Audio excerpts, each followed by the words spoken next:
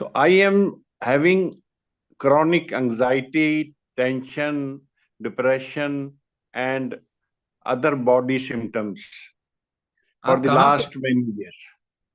Can you For the can you put on your camera?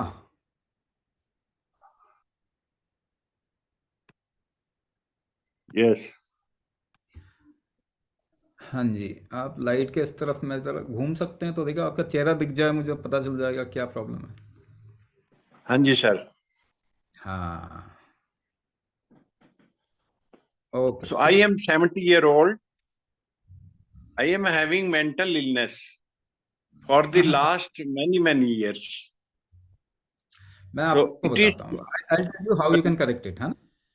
now I am having bodily symptoms, हाँ, psychosomatic symptoms. या I could see मैं आपको बता देता हूँ कि ये क्यों हुआ और उसको कैसे Sir, ठीक करना। I am dependent on the tablets, on medicine. नहीं नहीं नहीं नहीं, see medicine can not cure you. Otherwise, my problem increases. I am restless. हाँ, वो तो ठीक है। Why it is happening I am telling, मैं आपको बता रहा हूँ क्यों ये हो रहा है ना? आपके शरीर के अंदर एक चीज हो रही है, इसे कहते हैं adrenal over activity. Adrenal over activity का मतलब क्या होता है?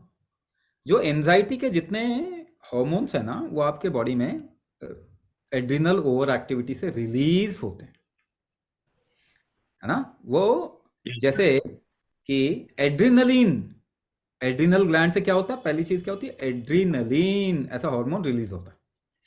एड्रिनलिन से होता क्या है? हार्ट का रेट बढ़ जाता है, Yes, sir. ठीक है ना? हार्ट रेट बढ़ जाए, हार्ट रेट बढ़ जाएगा और बॉडी में फ्लो फैक्टर बहुत तेजी से बढ़ने लग जाएगा, तो एंजाइटी का सिम्टम आता है, एंजाइटी आती है तब। तो एड्रिनल ओवर एक्टिविटी क्यों हो रहा है ना? ये समझना पड़ेगा। उसके बाद में एक और बात बताऊं, आप मेडिसिन से ठीक नहीं होते। मेडिसिन से ना आपको थोड़ा नंब किया जाता है, बेहोश किया जाता है, आपके नर्व को थोड़ा बेहोश किया जाता है। अब ये कोई ट्रीटमेंट नहीं है। देखो, एक हाँ बच्चे जी. ने शैतानी की और आपने खींच कर झन्नाटेदार थप्पड़ मार दिया उसको, एकदम से Yes. चुप हो गया, एकदम से चुप हो गया वो। अब आपको पता चल गया यही है मेडिसिन तो। अब उस बच्चे को हर घंटे पे आपने एक झन्नाटेदार थप्पड़ लगा देना है। अरे बच्चा मर जाएगा, मत करो ऐसा, ये ट्रीटमेंट नहीं है। अगर कोई ज्यादा परेशान हो रहा है तो उसको बेहोश कर दो।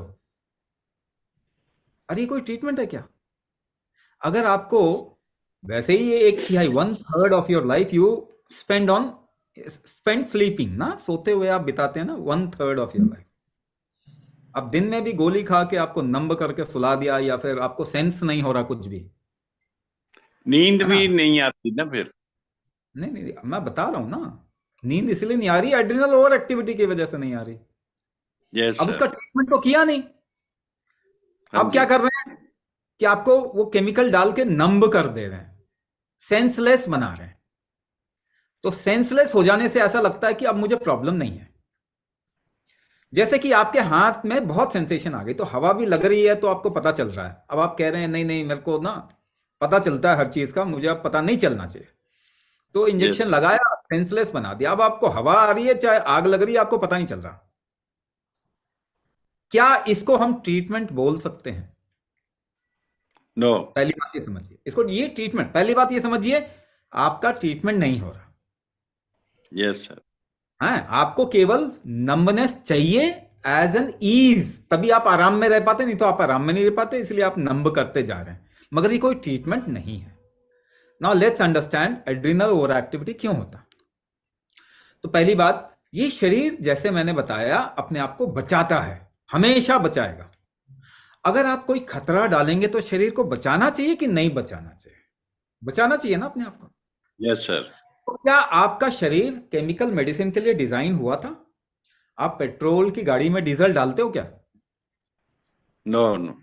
No no, you don't put diesel in a petrol vehicle. इतना तो कॉमन सेंस है, मगर जब शरीर को इस्तेमाल करते हैं तो ये कॉमन सेंस कहाँ जाता है? क्या आपका शरीर केमिकल मेडिसिन के लिए डिजाइन हुआ था? अगर केमिकल मेडिसिन के लिए डिजाइन होता तो 100 साल पहले तो कोई केमिकल मेडिसिन नहीं थे। दूसरी चीज ये, तो केमिकल मेडिसिन आपके पेड़ों पे लगने चाहिए थे, तोड़ तोड़ के खाते रहते, इंजेक्शन लटके तो लेके इंजेक्शन डालते रहते अपने अंदर। तो आपका शरीर तो नहीं डिजाइन हुआ ना केमिकल मेडिसिन के लिए। मगर केमिकल मेडिसिन किसी भी तरीके का मेडिसिन हो गया, या हाइब्रिड फूड, आपका Yes. शरीर हाइब्रिड, इनऑर्गेनिक, प्रोसेस्ड और जेनेटिकली मॉडिफाइड फूड को पहचानता नहीं है। आपके घर में अनजान बंदा आएगा तो आपको खतरा होगा कि नहीं होगा? Yes, sir. है ना, आप चेक करते हैं कि ये मुझे, मैं जानता हूं कि नहीं। तो आपका शरीर भी चेक करता है ना कि इस फूड को मैं जानता हूं कि नहीं, मेरे पूर्वज हाँ इसको खाते थे कि नहीं। मगर आपने फूड ही बदल दिया, फूड बदल दिया, मेडिसिन लेने लग गए, एनवायरनमेंट ही बदल दिया। हवा उस एनवायरनमेंट में ले रहे हैं जिस एनवायरनमेंट के लिए आप डिजाइन हुए थे। आपने एनवायरनमेंट बदल दिया ना। इसी को मैं कहता हूं आप फिरंगियों के चक्कर में पड़ गए। तो जब भी आप शरीर में ऐसे खतरे डालेंगे, शरीर अपने आप को बचाने की कोशिश करेगा। उसका बचाने का एक ही तरीका है, क्योंकि वो इस तरीके के खतरों को कभी सोचा भी नहीं था कि ये इंसान केमिकल डालने लग जाएगा अपने शरीर में। कोई जानवर नहीं डालता, सबको मालूम है मुझे क्या खाना है क्या नहीं खाना। केवल इंसान है जिसको मालूम ही नहीं इसको क्या खाना। तो कभी सोचा ही नहीं था, जिसकी सबसे ज्यादा बुद्धि, वो सबसे खतरनाक वही होगा। तो जब आपने अपने शरीर में खतरा डाला, तो शरीर का एक ही तरीका अपने को बचाने का, या तो भागना है या तो लड़ना है। उसको यही मालूम है, क्योंकि खतरे उसके ऐसे ही होते थे कि या तो लड़ो या तो भागो। फाइट और फ्लाइट मैकेनिज्म कहते हैं इसको। तो ये करने के लिए आपके शरीर में क्या चाहिए? लड़ने के लिए और भागने के लिए क्या चाहिए? आपका हार्ट तेजी से काम करे, आपका ब्लड फ्लो तेज हो जाए, आपके शरीर में शुगर ज्यादा या ग्लूकोज की मात्रा मिल जाए, एनर्जी बढ़ जाए, और हार्ट का रेट बढ़ जाए। ये दोनों काम करेंगे तो आपके लड़ पाएंगे या भाग पाएंगे। मगर आप ना तो लड़ रहे हैं ना तो भाग रहे हैं। दवाई खा के कौन लड़ता है भागता है, बता दीजिए। या आप ना तो लड़ रहे हैं ना भाग रहे हैं। ऐसी एनर्जी सिक्योर लो। एनवायरनमेंट है, ऐसी सिक्योर एनवायरनमेंट है कि ये दो चीज तो आप कर ही नहीं रहे। काम मतलब फिजिकल एक्टिविटी भी कम कर रहे हैं।